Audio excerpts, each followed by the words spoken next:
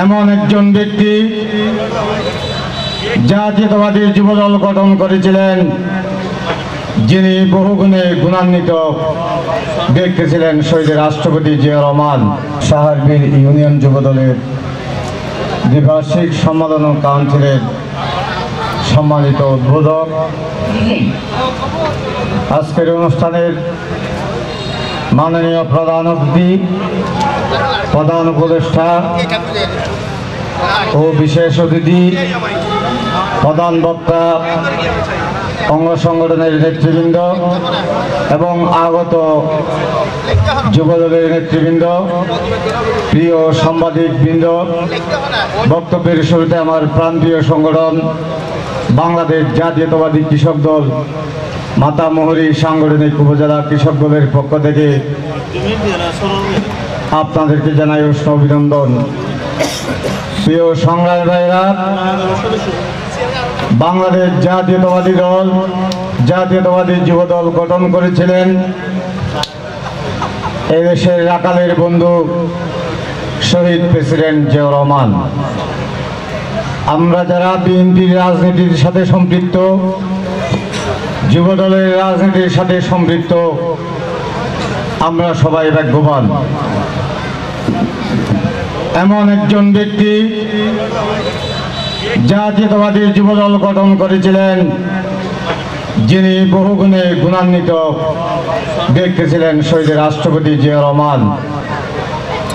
শহীদ রাষ্ট্রপতি জিয়াউর রহমান এই দেশের কৃষকের সাথে সম্পৃক্ত থেকে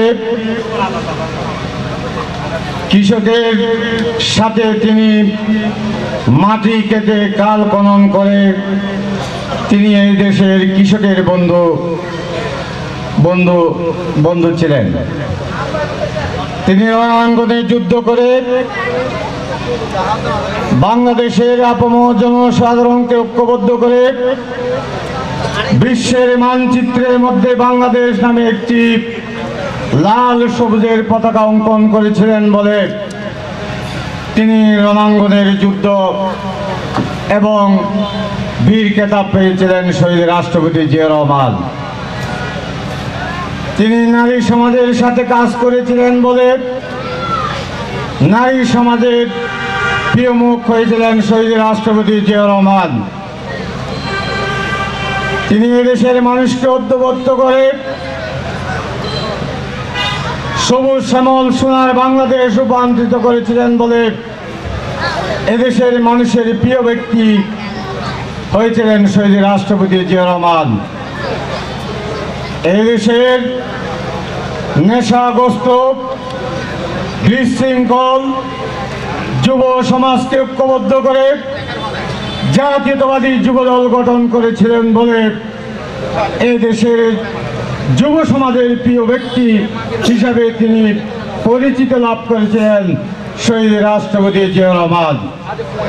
সুতরাং শহীদ রাষ্ট্রপতি জিয়াউর রহমানের যে সংগঠন জাতীয়তাবাদী যুবদল, সেই শহীদ প্রেসিডেন্ট জিয়াউর রহমানের স্বপ্নকে বাস্তবায়নের জন্য এই যুব সমাজকে ঐক্যবদ্ধ হতে হবে এবং তার সুযোগ্য সন্তান বিএনপির একটি চেয়ারম্যান জনাব তারেক রহমানের যেই স্বপ্ন, সেই স্বপ্ন বাস্তবায়নের লক্ষ্যে আমাদেরকে ঐক্যবদ্ধ থাকতে হবে।